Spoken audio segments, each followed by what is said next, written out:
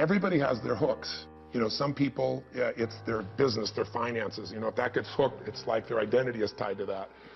For other people, it's their body. They just feel like it's impossible. They can't change anything. They've gone into learned helplessness, where they just have literally learned that they're helpless. They can't do anything about it because they failed so often.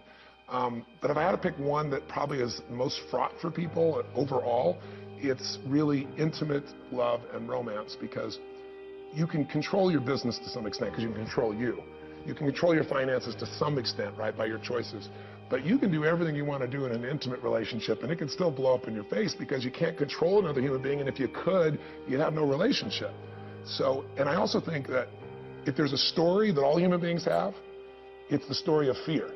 We all have what we're after, but everybody has fears.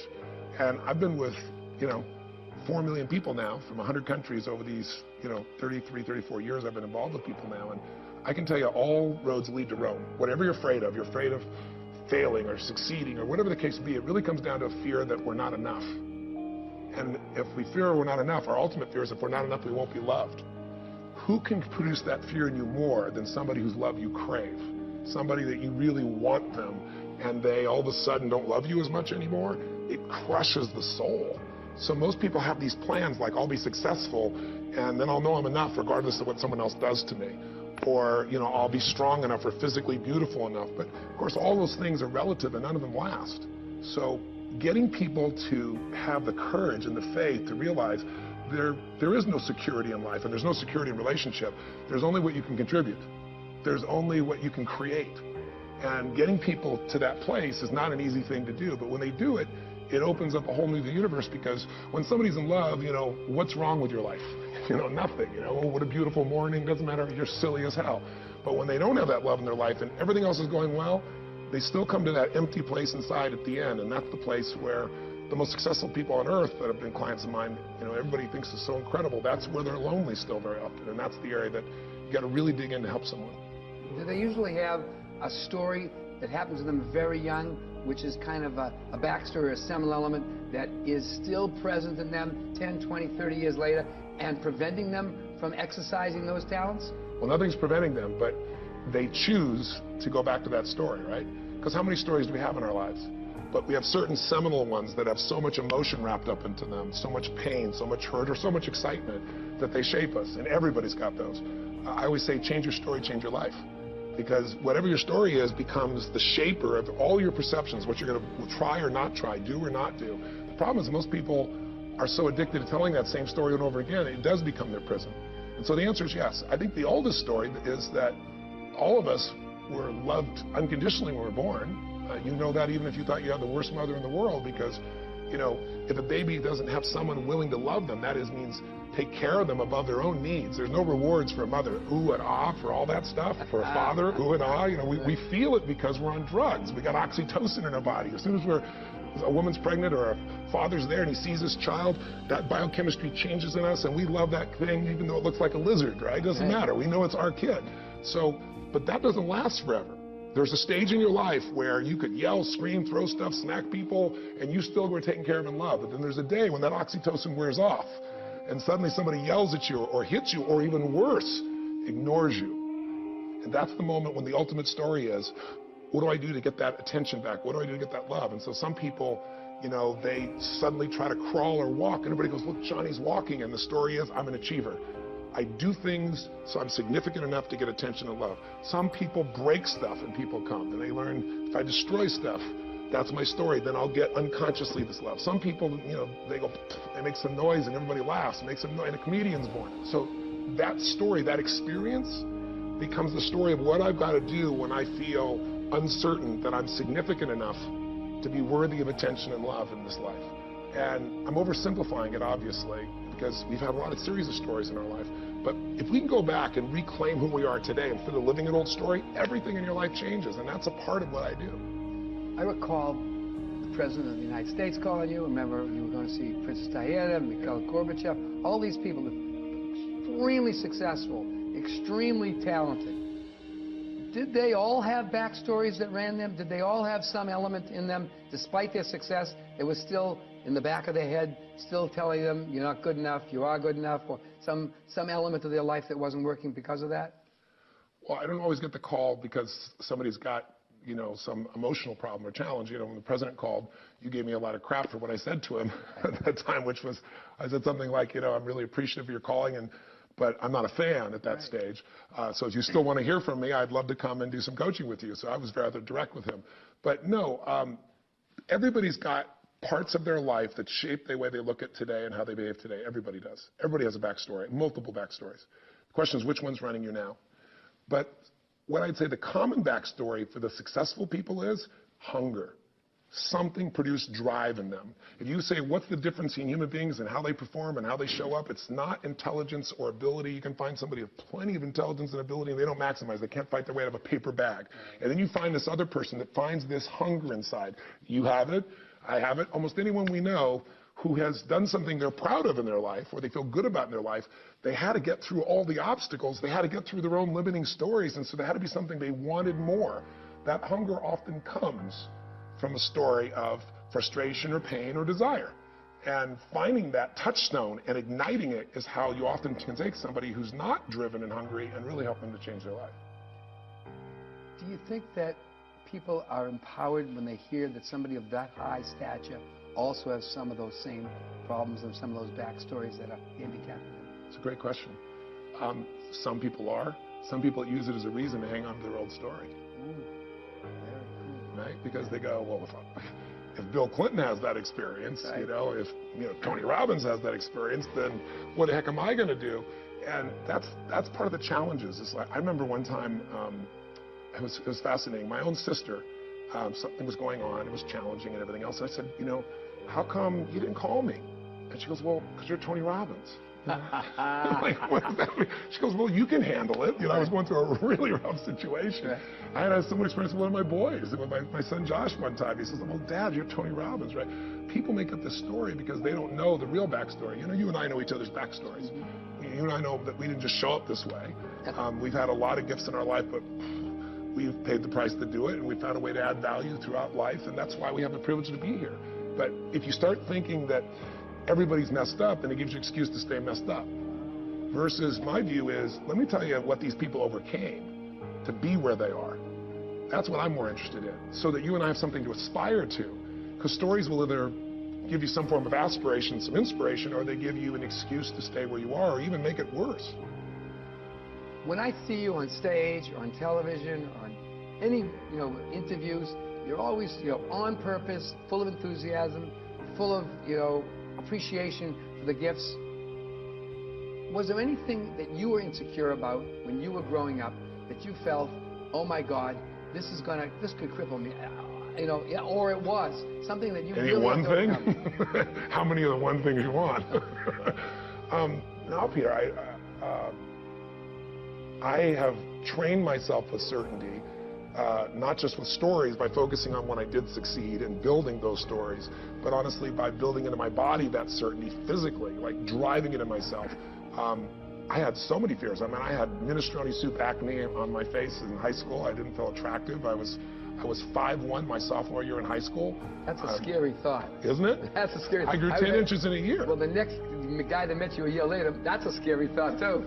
Well, what's a scary thought? I was with you when I found out, I had a tumor that made me grow like that, and I had no idea. So, you go from 5'1" to 6 foot, 6'2", now 6'7". People say, what's the difference? I always say personal growth, right? But it was a lot of personal growth, right? I mean, like, not only physically going through, but what I went through mentally and emotionally to make that happen. And so I was the little guy. I wasn't that strong. I had quite a mouth. I wouldn't take squat from anybody. And it's like, senior guy come to me and get in my face. But I had a mouth on me, wouldn't take it, but I was slow and not that strong. I had a good combination, right? But I overcame it mostly by saying, in the end, if I find a way to add enough value to somebody else's life, and I'm totally sincere and raw, they may doubt it all they want, but if I do that for year after year, decade after decade, eventually I'm going to get through to them. And my life has kind of panned that out. There's a large number of people, millions of people I've been able to serve that way, many of which who thought, oh, who's this idiot, this motivator, the big-toothed guy? But then they see me work my guts out for someone and really create results day after day, year after year, and they start to go, maybe the guy's, the real thing. That's, people get to judge that by results rather than by discussion. I did that. Yeah. I did that. I told you my story that I saw your stuff and I thought, oh my God. And I saw it another time. Then finally, at one vulnerable moment, Yes. I bit. I got you when you were vulnerable. That's the right. That was very vulnerable. You bit. Yes, yes. You know, so when you're needy, that's when you'll need. You Yes. know. And so, yeah, I do think that's true. The interesting element is that sharing the fact that you weren't, perfect and born that way, and we're ready, you're ready to go from the go, Yeah. is important, because I think most people don't realize that they have the ability to tell a different story to transform themselves. Well, the best way is not for me to tell my story. That's self-inflation. That's not my goal. My goal, as I think you know, is to show people actually making that change happen. When I do a film and you see this person stand up and they're suicidal, and then you watch them turn around, and then the people do the follow-up 3 years later, 5 years later, and you see this person's life still changed.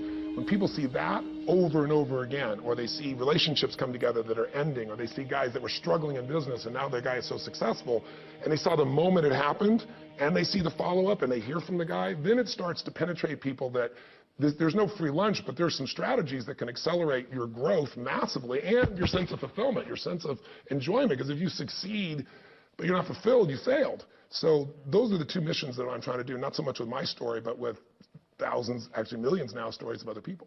Well, as a storyteller, one of the magic things that I watched you in the audience that I learned from you was that you're a great story listener. In other words, the idea is that you don't just hear people, you get people. And when people feel that they're gotten, that they're really heard in that unique way, empathetically, they engage in a different way. Yeah.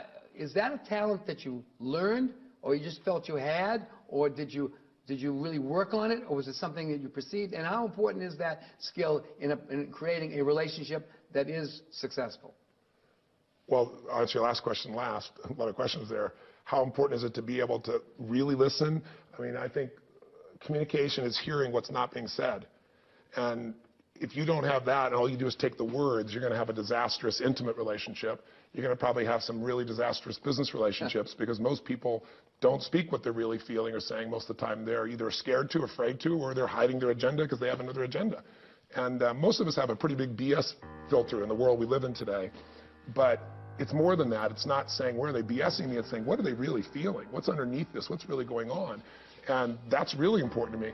I don't care how big the audience is. I was, I do, 30,000 person audiences, but an average size audience I did yesterday was like a little less than 3,000 people in Las Vegas. It was Salesforce.com. It's a business group.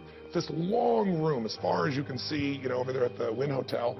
And I'm on these big screens, and there's guys way in the back. How do you get the guy in the back? I get off the stage, and I prowl. I walk through the crowd. I'm there. I'm talking, because what I want to do is I want to look in your eyes, and I want to feel what's going on, see it. I want you to know that I'm not some guy over there on the stage that's just talking at you. I'm going to engage you. And at any moment, I can strike and have that conversation. And so it produces a different energy in that room. It's not some passive listening, and it's not with me either. The minute they speak, I'm now zeroing in on what they're feeling, and I'm also saying, who else does this relate to in the room, and how can I use their story to help other people simultaneously? So if you ask me, the listening part is better than the storytelling part. You can entertain people as a storyteller, but you can transform people if you can really understand what their needs are, listen, and sometimes just by listening alone, people's lives can change. When you're on stage, or when you're coaching people directly, how important is it to really be interested in who you're talking with, as opposed to being interesting in telling your story? I think that one is, anybody who's honest knows the answer to that question, right? But knowing the answer and behaving that way, that's the big difference, right? We all know that if you're interesting, you might have a relationship that's on the surface, but if you're interested, you're going to go deep, because you're going to follow up and ask questions, and the person is not just going to feel gotten or some fancy term. They're going to feel that real connection that's happening, because we live in a world where there's so little raw reality. Reality television, we all know, is bullshit, right? So what is real anymore? And most people are so good at presenting that I think most people, they'd rather see the screw up. They'd rather see a presentation that's not as refined, so they know there's something that's real underneath it. But I think if you're interested in them, you don't have to work on the presentation side, because people can see the start stops that are really real, and more importantly, they'll feel that connection with you. So, your whole thesis in life is understanding that the story is what drives everything in life. It's what drives the influence of another human being. But the understanding of that person's story is more important than your ability to formulate your story. That's why I think in your book, one of the most valuable things, Peter, is the backstory. Because sometimes you can find that backstory in advance, sometimes you can't. Right. But if you're watching and listening and asking questions, the backstory will show up right in front of your eyes if you're engaged with that person. If you've got some rehearsed little talk you're going to do, you're going to be in your head instead of being here. I call it uptime. If you're in uptime, I'm in you. Now to do that, I have to know enough things and have a large enough bank account of things I've investigated or I understand or I've talked about that I don't have to worry about what I'm going to say. I've got so many, like you've got so many life experiences that I have a good idea of what I want to talk about, but then when we get here, it changes. When I was at this seminar the other day, I had this whole thing I designed, and I'm nuts. I think things through, I design it, and then I never do what I design. My team, it's the big joke. You drop the script. I drop the script because when I step out there, I'm here and go, nope, that's not what's needed right now. And that's also why I'm never bored. I would be bored out of my mind if I was 33, 34 years doing this stuff and I was doing the same stuff. I've got pieces I know work, stories or examples. And I might even plan to use it, but when I get out there, I can see, no, it's something else. And so it becomes art and alive instead of some devoid. You could have a tape recorder otherwise and just do this, right? Well, you know, it's great. You said the whole thing. You have to prepare ferociously. And then you're going to drop your script because you want the spontaneity, you want the aliveness, you want the eccentricity of things happening. Yeah. But when you see somebody telling their story and you're decoding it, or they're a business person, if they're not authentic, does it shine through no matter what they say? Well, I'd love to say yes, but I know I've gotten the wool pulled over my eyes, so that would be a lie. But I would say most of the time at this stage of my life, I'm pretty good at that. And I think most of us are. Only because, unfortunately, we've all been disappointed so many times that we have a little part of ourselves that's like, it's all BS.